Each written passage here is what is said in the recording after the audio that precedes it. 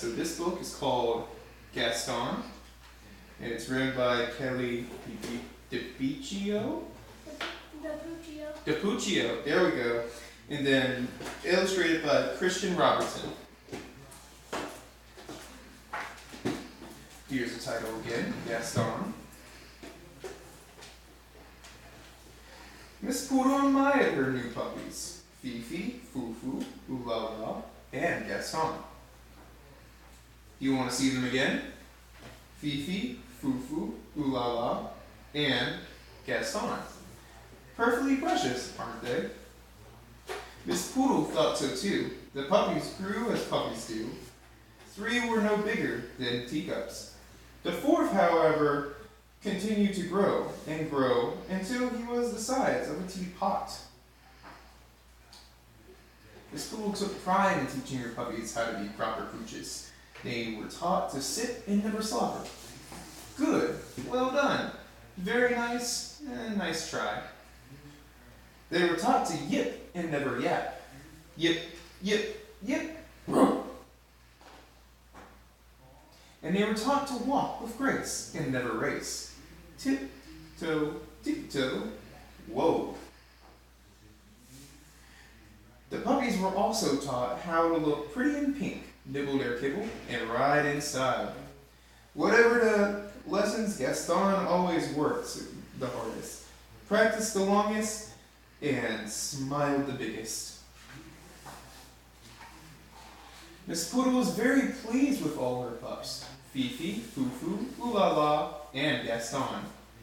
Spring arrived, and the proud mother was eager to show off her darlings. She took them to the park for their very first stroll in public. There was much to see: daffodils, ducklings, dogs. Oh dear, who do we have here?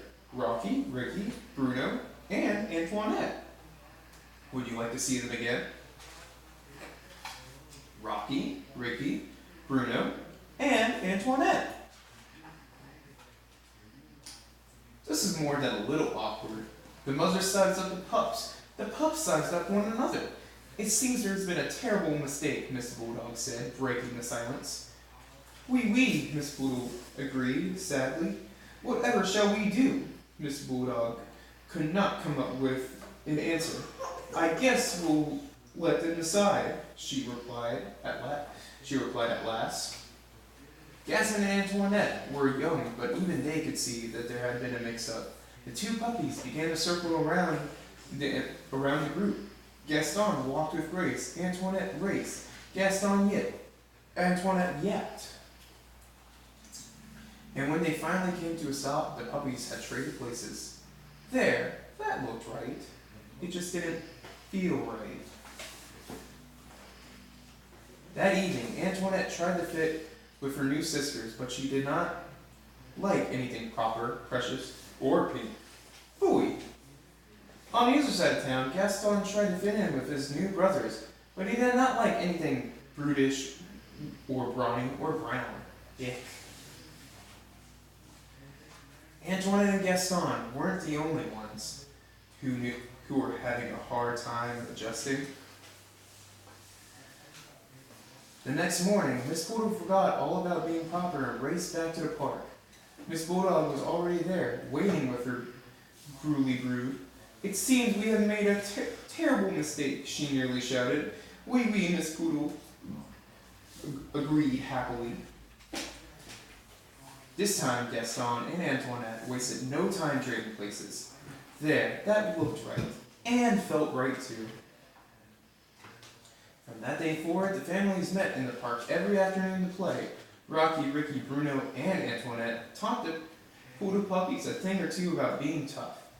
Likewise, Fifi, Fufu, Ooh La La, and Gaston taught the bulldog puppies a thing or two about being tender. And many years later, when Gaston and Antoinette fell in love and had puppies of their own, they taught them to be whatever they wanted to be. The end.